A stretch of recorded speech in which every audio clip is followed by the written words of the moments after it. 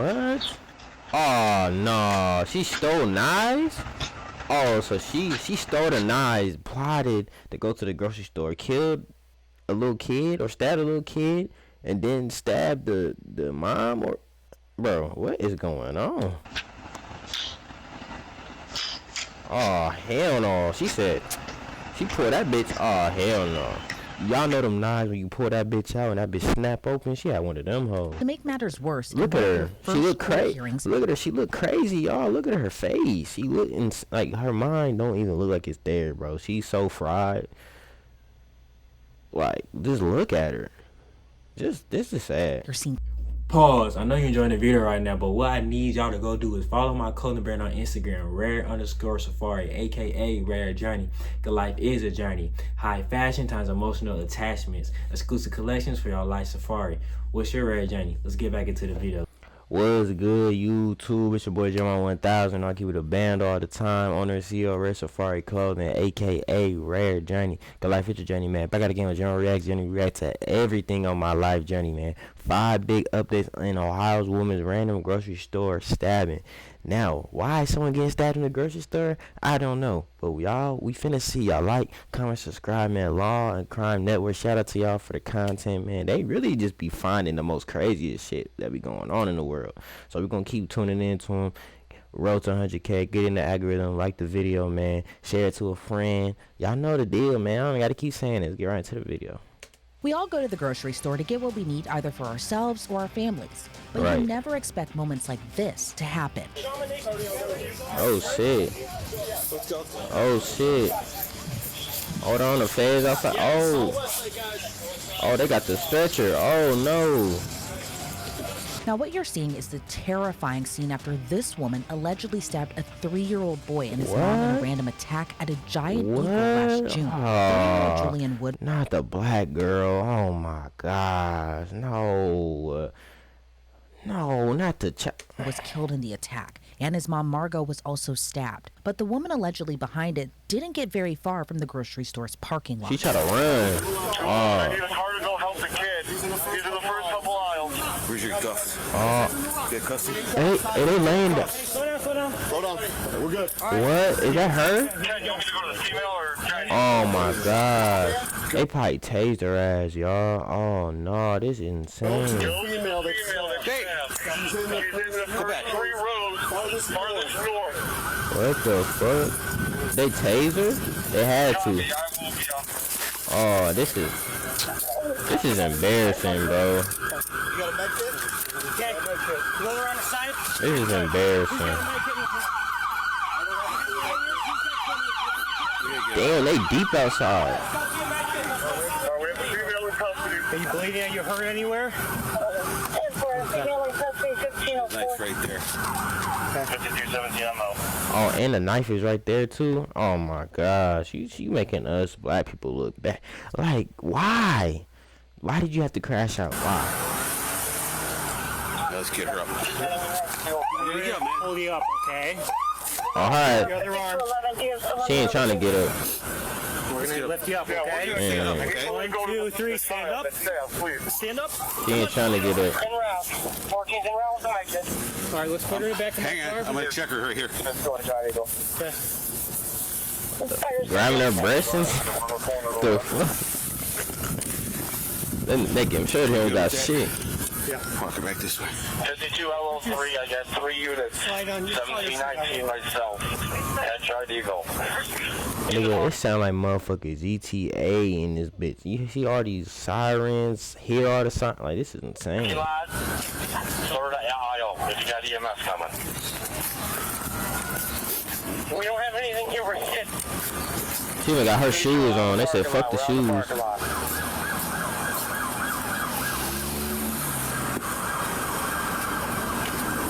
Take a seat. I'm gonna crank up the AC for you, okay?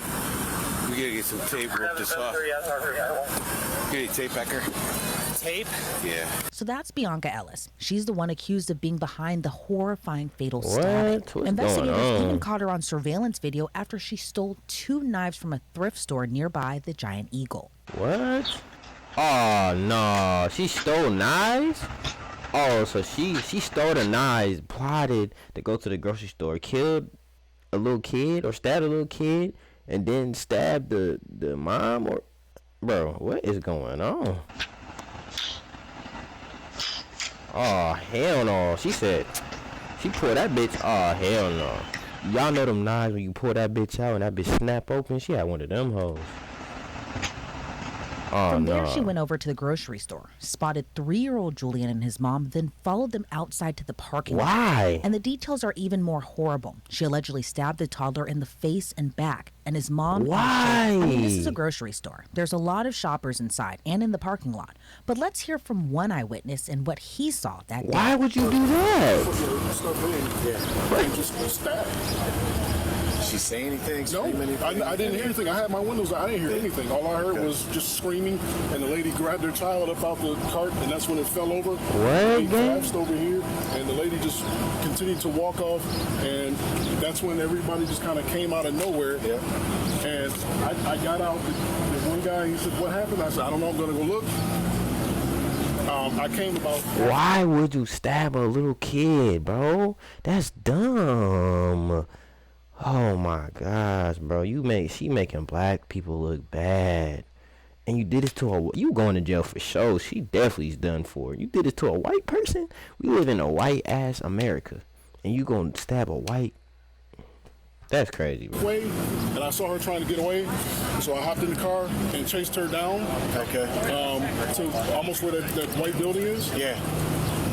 That's when I called 911, and like literally 30 seconds later, you guys showed up. Okay. All right, cool. That's sad, bro. So the kid was in the car? Yeah.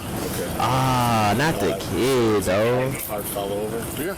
So that was in June. Oh, and by the way, she was charged with aggravated murder, attempted murder, felonious assault, endangering children, tampering with evidence, and theft. But why the child, though? Why would you do that to the child? Like, it's still bad to stab anybody, but at least just if you gonna stab the adult, okay, and you just crazy, you stab the adult, okay. But the child gang, really?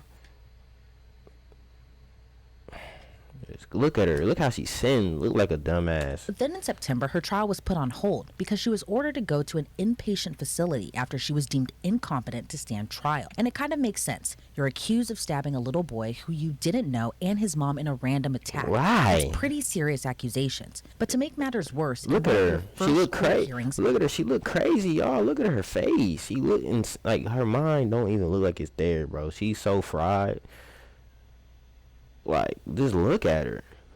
This is sad. You're seen smiling, even giggling when your indictment is read out loud. So obviously her behavior raised concerns about her mental health. She later went through a 20-day crazy. She cuckoo. That's when the doctor said she might not be Puff. competent for a trial setting, but said there was substantial probability of restoration to competency with a statutory time frame if provided with the course of treatment. According to News 5 Cleveland, that statutory time frame in Ohio is a year. And it appears the doctor was right, because this week both the prosecution and the defense agreed Bianca's treatment was working. So now her case will move forward, and her trial is already on the calendar set for this summer. But for Julian's family, you can't help but think how unimaginable this all is. But he died. Family members created a GoFundMe. Oh, he died, bro. Oh my God. Why? Why did she do that, gang? They raised hella money, bro, because that's actually evil, bro. He's 3 years old. He didn't get to live his life, bro. Like, that's sad, bro. Like, that's actually sad as hell. Writing in part, our family is overwhelmed with sadness and overwhelmed with the loving support the community has already provided us. This will be an incredibly long journey to recovery, but truthfully, we will never recover. But we will continue to like, I'm gonna stop pausing to y'all, but like, he didn't even get to live his life, bro. 3 years old. He's only 3. Like, why? Like, why, bro? Like,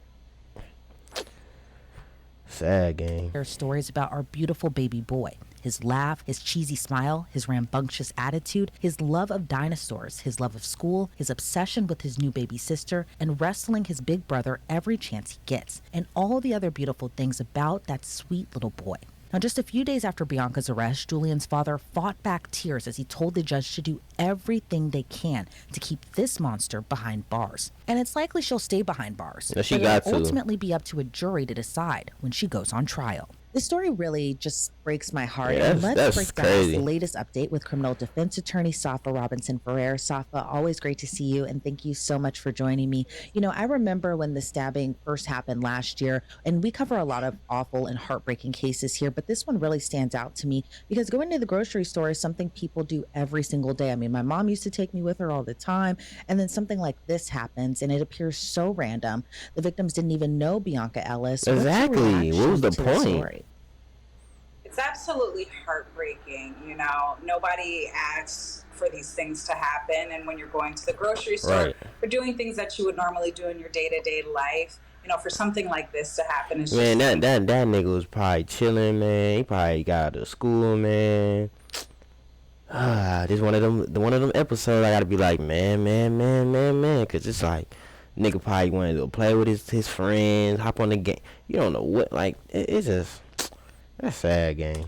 It's just sad. Completely devastating. And it's scary. We're hearing about a lot more attacks and things of that nature. Some of these things rooted in mental health, and it's really getting scary. In the But face. unfortunately, you know, these Oh my things happen. gosh. And just this past summer, months after the stabbing, Bianca Ellis was first incompetent to stand trial. Now she's been deemed competent.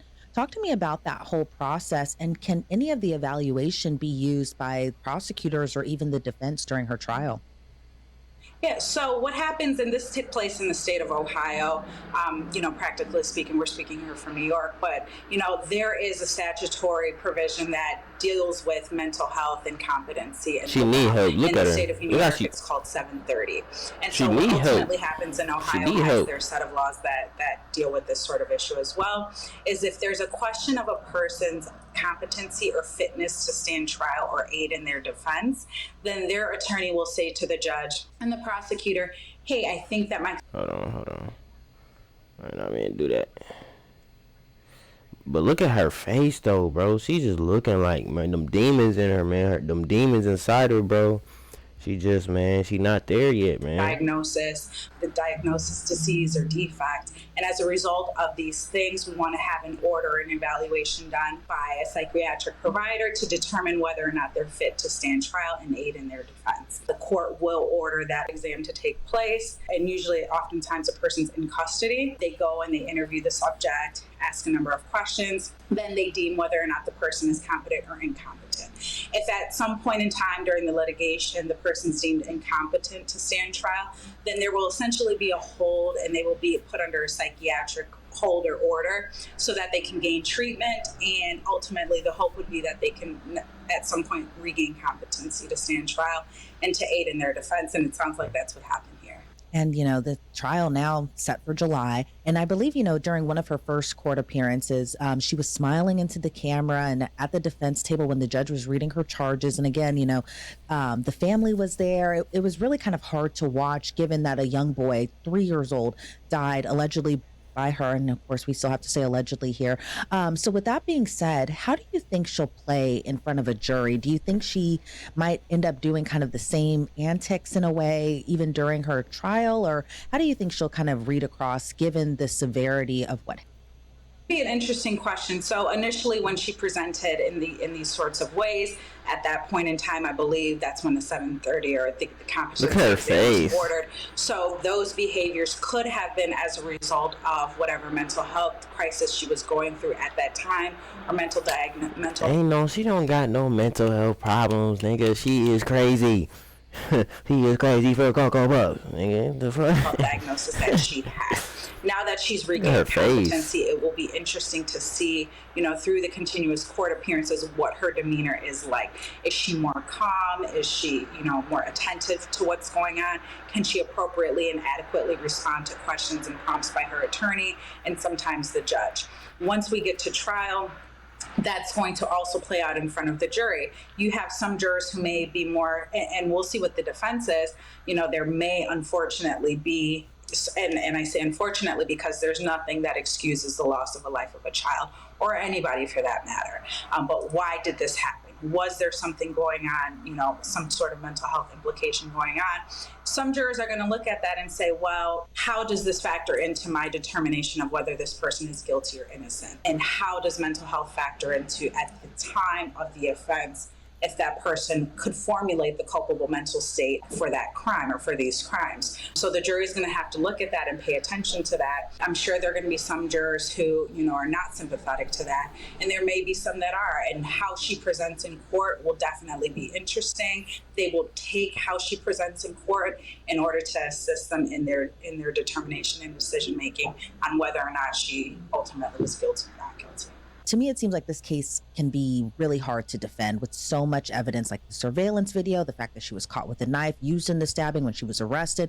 So with that being said, are you surprised this case is even going to trial? And because it's going to trial, what defenses do you think?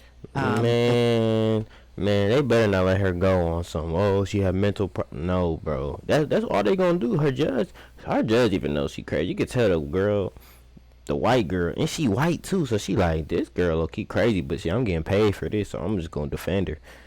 Man, even her judge know, her lawyer know, not the judge, I keep saying judge, the lawyer even know, like, she crazy, bro. She literally is crazy. The defense attorney is going to use in this case. Yeah, so, there is a trial date that's currently set. A lot of times what happens as we head towards trial and we get closer and closer, especially in cases that have a mental health component to it, is there are pleas that are taken.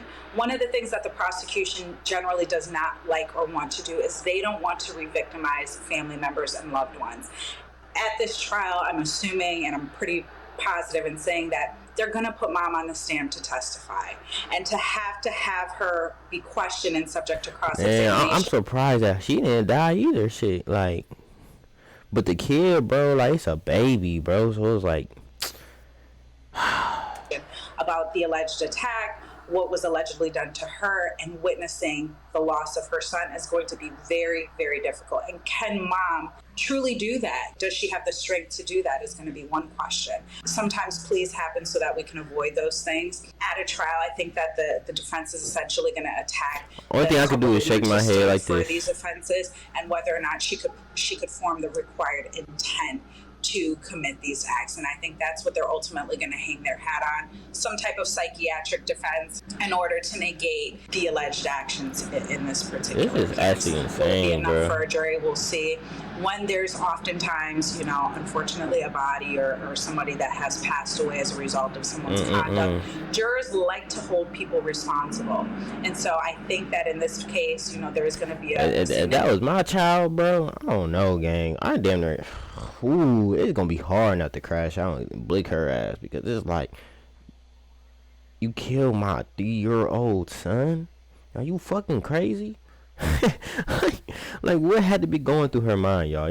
Like, comment, subscribe. I hope this getting the algorithm, because this is actually crazy. Y'all need to let me know what y'all think about this. Like, what would y'all have done if that was y'all child? Like, I don't know, bro. You go think some wicked thoughts. Like, what the fuck? Like, that's crazy. Significant likelihood that they will still hold her responsible to some extent. They got to. Yeah, absolutely. And I remember, seeing Julian's father appear in court, and that was just such a also heartbreaking moment. I can't even imagine what it would feel like or even look like for his mom to take the stand. And I want to kind of go back to something you had mentioned earlier, is that, there are so many questions as to why this happened. Again, it, just was so random. Exactly. But, a few months before that fatal attack, Bianca was actually arrested states away in Florida. In the body cam video, she was asked to go to jail because she needed a place to stay. If this case does go to trial and sees through, do you think that could be used at all? Oh, she been crashing out. Yeah, she been crashing out. Use or have it thrown out. What do you think?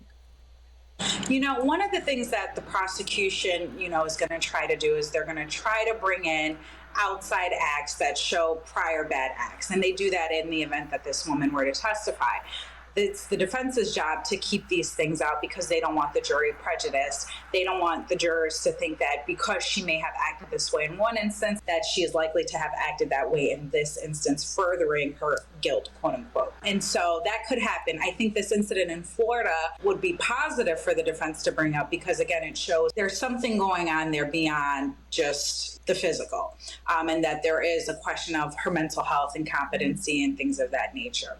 To your question earlier, and I don't think I fully got to this, was whether or not the 730 or the mental competency exam will be able to be used at trial, and it will not. At least in the state of New York, it's not. These things take place just as a mechanism to ensure that a person is competent or not competent, but ultimately, once that order is over, there's not going to be a mention of it at trial that at one point she was competent and not competent. At least there should not be. I don't think that that's appropriate for either side to bring up, and they need to just stick to the facts or the alleged facts of the case. Well, Safa, I really appreciate your insight into this. Really got a good look into what all kind of goes down on that end of the spectrum there. Before we sign you off, though, I know this is, again, just such a hard case overall. And I know a lot of people, as you mentioned before, just want justice. Do you think justice in a way can be served if Bianca Ellis were to go to a state hospital as opposed to actually go to prison or to jail? You know, justice looks different to different people, and I think it's more so subjective. You know, I don't think that there is any form of justice that will be able to be had to bring the young child, baby, 3 years old, baby, to his man, mother and back to his loved one. So there's no amount that picture crazy too, man. The picture actually sad, man. Man, it's sad, bro. You got the angels, got the wings next to him, like, damn, like a good kid, man. Sad as fuck. Justice that can do that. The issue here is what is going on with this individual's mental state that caused this individual to I don't understand why. Has to be addressed. We don't want a situation where ultimately she's released from custody and this happens again. So having her in a mental health institution so that these things can be treated properly is, in my opinion, some form of justice as best as it could be. It's not something that we would, of course, want to see happen, but for what we're dealing with in society and things like that, and for the prevention of anything further going on, I think at some point her mental health is going to have to be addressed one way or another. They gonna have to. Right, and what the fuck is wrong? This all continues to play out. Safa, again, thank you so much for your time today. I always appreciate it. Thank you for having me. Man, y'all like, comment, subscribe. It's sad as hell, man. Like, stay protected out here, man. See you on the next video. JUAN Reacts out. You dig?